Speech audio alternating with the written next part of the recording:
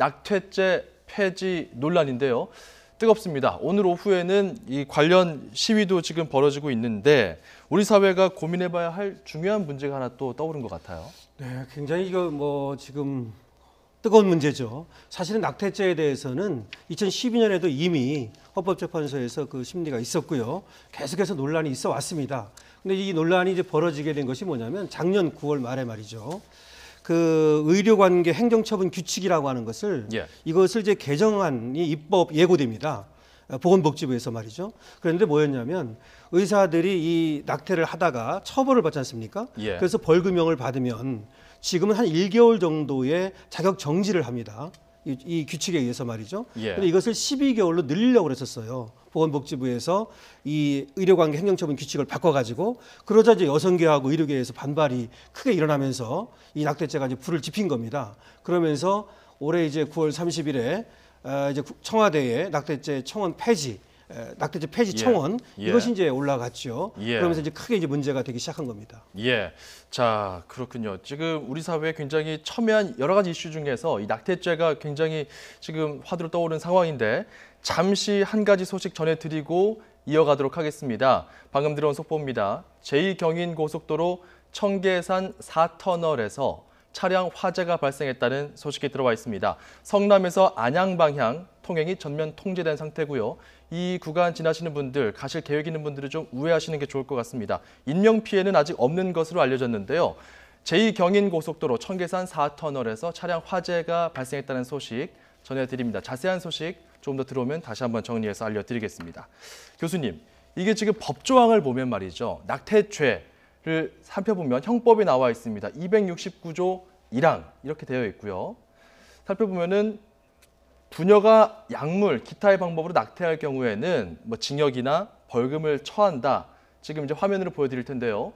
보시면은 주어가 부녀입니다. 그러니까 그렇습니다. 여성이잖아요. 임신을 한 여성이 이렇게 낙태를 진행했을 경우에 처벌된다라는 건데 이렇게 되면은 여성에게만 너무 부담이 가해지는 것이 아니냐 이런 지적들이 있어요. 사실 이번에 이제 23만 명이 청원을 해가지고 청와대에다가 이제 낙태죄 폐지와 관련된 논란에 불을 붙인 것이 지금 이제 그 크게 두 가지 입장이 있는데 이제 여성 단체들은 이 낙태죄 폐지에 대해서 이제 긍정적인 그런 입장이고 이 종교계 같은 경우는 반대 입장을 지금 취하고 있는 상황입니다. 방금 말씀하셨듯이 저런 그 형법 269조 1항에 부녀와 관련된 것을 언급을 하고 있기 때문에 사실 남성은 이 법 적용 대상에서 제외되어 있다라고 하는 것이죠.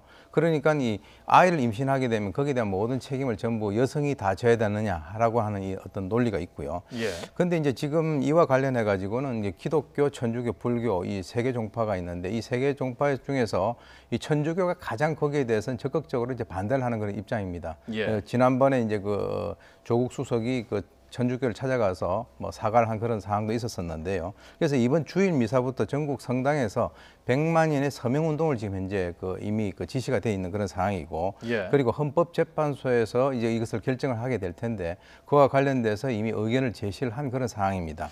그러니까 좀 정리를 하면은 낙태죄 법조항 자체를 좀 개정해 보자 이런 움직임도 있고, 그리고 낙태죄 자체를 폐지해야 된다, 찬성해야 된다 이런 논의가 동시에 이루어지는 것 같아요. 이런 상황에서는 우리가 어디에 좀 포커스를 맞춰 봐야 될까요? 지금 앵커님께서 정확히 보셨는데요. 사실은 법만의 문제가 아닌 겁니다. 이 법은 낙태라고 하는 것을 어떻게 볼 것인가에 연관돼 있을 뿐이지 낙태죄가 문제가 아니라 낙태를 어떻게 볼 것인가의 문제인 거죠.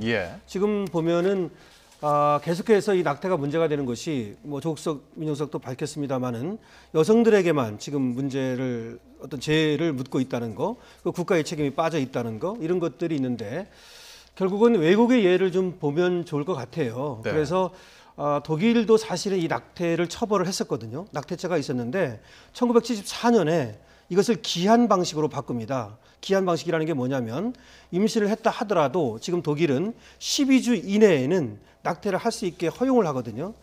우리는 지금 그런 게 없잖아요. 무조건 처벌합니다, 지금. 그래서 이와 같이 이것을 제외로 할 것인가의 문제도 있지만 이 낙태 허용 범위를 어디까지 할 것인가. 이 문제가 지금 이 논란의 핵심이라고 봐요. 그러니까 지금 어차피 낙태죄가 있지만 이것은 사문화돼서 거의 처벌이 이루어지지 않고 있거든요. 다만 이 죄가 있다는 자체만으로도 이것이 여성을 차별하는 것일 수도 있고요. 또 여성에게만 책임을 묻는 것일 수도 있기 때문에 시대가 변하면서 이 낙태라고 하는 것을 우리가 어떻게 볼 것인가 이런 사회문화적인 이런 현상이라고 볼 수 있습니다. 자, 이게 2012년에 낙태죄에 대해서 헌재에서 이게 합헌이냐 위헌이냐 좀 가부를 가리는 결정이 있었는데 이때는 합헌 결정이 났는데 당시에도 상당히 찬반 의견이 팽팽했다고 하더라고요. 그렇습니다. 지금 이제 왜 그러냐면 방금 말씀하셨습니다만은 지금 2010년도에 우리 보건복지부에서는 이 낙태가 이루어지는 것이 하루에 한 435건 정도 이루어진다라고 얘기를 하고 있는데 예. 실제로 2017년도 초에 대한산부인과 그 의사회에서는 하루 3,000건 이상 지금 이루어진다. 즉 다시 말해서 정부의 그 실태 조사와 실제로 그 현재 이루어지는 것은 약 7배 정도 차이가 있다라고 이제 얘기가 되고 있단 말이죠. 예. 그것은 이제 현재 대한민국이 불법적인 낙태를 이제 계속적으로 하면서도 실제로 이제 합법적으로 하는 것은 6%밖에 안 된다는 겁니다. 아까 네. 말씀하셨습니다만은 뭐 성폭행에 의한 거라든가 유전적인 병이 있다던데 그때는 허용이 되지만 그렇게 하는 사람이 6%밖에 안 되고 나머지 94%는 불법적으로 이루어지고 있는 상황에서 과연 대한민국이 낙태와 관련돼 가지고 눈 가리고 아웅하는 것이 아니냐라고 예. 하는 그런 지적이 있거든요. 그런 상황에서 이것을 어떤 식으로 현실화시키고 또 이 여성들의 어떤 그 권리라든가 이런 것에 있어서의 어떤 균형점을 어떻게 맞출 것인가 하는 것들이 대단히 중요한 어떤 그 이슈로 등장을 하고요. 예. 이것을 폐지하느냐 안 하냐 하는 그런 단순한 문제가 아니고요.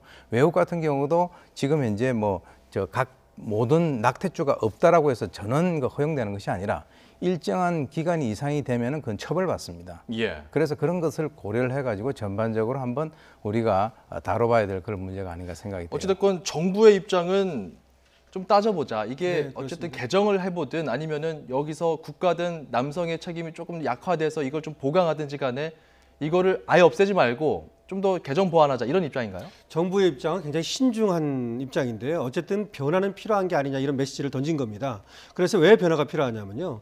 현실과 규범에 괴리가 발생하고 있거든요. 다시 말해서 이 낙태죄라는 것이 사실은 사문화돼 가지고 처벌받는 사람이 별로 없어요.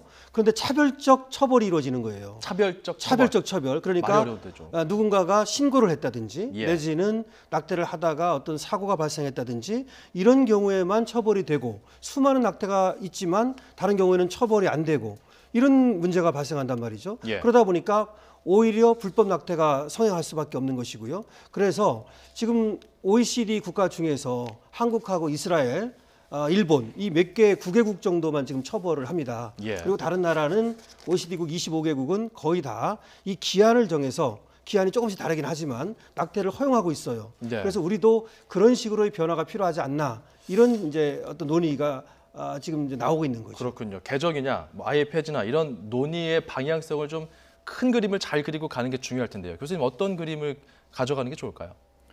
지금 현실적인 그런 면을 전혀 우리가 무시하고 이렇게 그 무조건 지금까지 무조건 처벌한다라고 하는 그쪽으로만 가기는 어려울 것 같습니다. 물론 이제 종교계에서는 어떤 종교적인 교리라든가 이런 것을 따져서 주장을 하고 있는데 그렇다면 현재 94%의 불법적으로 낙태가 이루어지는 것은 과연 뭘 의미하는가라고 하는 우리 그 사회적인 어떤 그런 면을 한번 주목을 해볼 필요가 있고요. 그리고 이제 사실 이 낙태죄에 관련돼 가지고는 우리나라에서 지금 그 아이들을 낳지 않는 그러한 어떤 여러 가지 문제와 연관이 돼 가지고 예. 낙태죄를 허용을 하게 된다면 이제 우리가 아이들을 더 안 놓지 않겠느냐라고 하는 그런 얘기가 있는데요. 사실은 이제 그 어떤 통계와 연관돼 가지고는 그렇지 않다라고 하는 통계도 나와 있습니다. 그래서 예. 좀 현실적인 그런 측면을 고려를 해서 사회적인 합의가 이루어지는 그런 방향으로 나가야 될 것 같습니다. 현실도 중요하고 또 종교계 측에서 얘기하는 어떤 생명 자체를 어떻게 사람이 그걸 어떻게 할 수 있느냐 인위적으로 이런 주장도 전부 다 의미가 있기 때문에 이거는 그렇습니다. 가치를 어느 정도 네. 우리가 따져서 사회적으로 합의점을 좀 모색할 수 있는지 여기에 핵심이 있는 것 같습니다. 화제를 좀 바꿔보죠. 이번 주간에 또 뜨거운 이슈 중에 하나가 연예인 특혜 논란이었습니다. 먼저 배우 박수진 씨.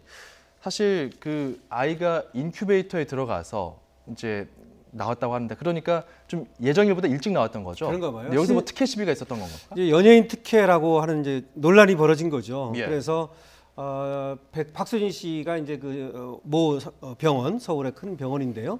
이 병원에서 신생아 중환자실, 뭐 니큐라고 부르는가 봐요. 예. 여기에서 이제 특혜를 받았다. 그 두 가지예요. 하나는 새치기 의혹이 있는 겁니다. 그러니까 다른 사람보다 먼저 순서를 바꿔서 들어갔다. 근데 여기에 대해서는 박수진 씨가 아니라고 해명을 했습니다. 예. 그리고 또 하나는 이제 조부모라든지 다른 사람들이 이렇게 면회가 안 되는 사람들이 들어갔다. 이런 어떤 또 의혹이 있는데 거기에 대해서는 일부 자필 사과를 했어요. 예. 또 하나는 버티기 의혹이라는 게 나왔어요. 새로. 버티기 의혹. 버티기 의혹이 뭐냐면 박수진 씨 아이가 사실은 퇴원을 할 정도가 충분히 됐음에도 불구하고 제1중환자실이라고 하는 그 안에서 더 오래 있었다. 그래서 다른 사람들이 거기를 들어가지 못해가지고 또 피해를 봤다. 이런 이제 의혹이 나오고 있는 건데요. 예. 어쨌든 이거는 박수진 씨가 뭐 자필 사과를 한 부분이 있지만 그럼에도 불구하고 SNS에 글을 올린 산모가 있었고요. 예. 또 이제 다른 또 하나의 산모가 있었어요. 그러면서 이제 진실 공방이 되고 있는 그런 상황입니다. 이게 지금 법적으로 뭔가 위법 소지가 있는 사항이 있습니까? 지금 만약에 사실은 버티기 논란이라고 하는 것이요. 예. 다른 사람이 급한데 지금 신생아가 그래서 빨리 중환자실에 들어가야 되는데 제1중환자실, 제2중환자실 이렇게 있다고 그럽니다. 네. 그런데 삼성서울병원에서 박수진 씨 아이에게만 특혜를 줘서 정말 다른 사람이 피해를 봤다면 어허. 그럼 뭐 의료법 위반이라든지 문제가 될 수 있겠죠. 소지가 있다. 예, 소지가 있는데 삼성서울병원에서는 거기에 대해서는 특별하게 얘기를 안 하고 있고 또 뭐 부인하고 있는 입장인 것 같습니다. 병원 측 입장이 중요할 것 같아요. 이게 일단은 뭐 도덕이나 어떤 사회적으로 인식으로 봤을 때 이건 좀 아니지 않느냐 이런 의혹 제기가 강하기 때문에 병원 측에서 어떻게 이걸 운용하는지가 핵심일 텐데 이 병원 입장은 어떻습니까? 이게?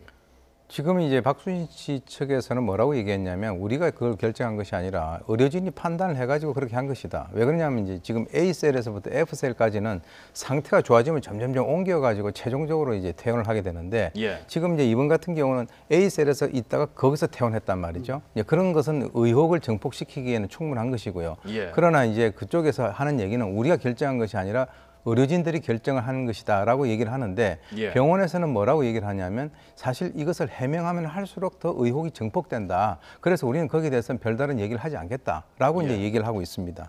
그래서 이제 어떤 의미에서는 사실 병원에서 이렇게 이유가 있어가지고 의료진이 이렇게 판단을 해서 우린 결정했다라고 만약에 얘기를 하게 된다면 그것에 대해서 이해가 될 수 있는 그런 부분도 있는데 예. 아마 이제 이 병원에서는 여러 가지 좀 말을 아끼는 그런 상황이 아닌가 이런 생각이 듭니다. 예, 알겠습니다. 지금 어쨌든 이 연예인 관련해서의 특혜 논란은 사실 뭐 유명세다 이런 이제 시각도 있고 실질적으로 연예인들이 뭔가 좀 특혜를 받을 만한 빌미를 제공했다 이런 이야기들도 오가고 있는데 중요한 것은 명확한 사실 확인이라는 것 이거 우리가 좀 주지하면서 성급하게 결론 내리지 않는 그런 태도가 좀 중요해 보이는 것 같습니다. 오늘 두 분 말씀 여기까지 드릴게요. 오윤성 순천향대 경찰행정학과 교수 강신업 변호사였습니다. 두 분 고맙습니다.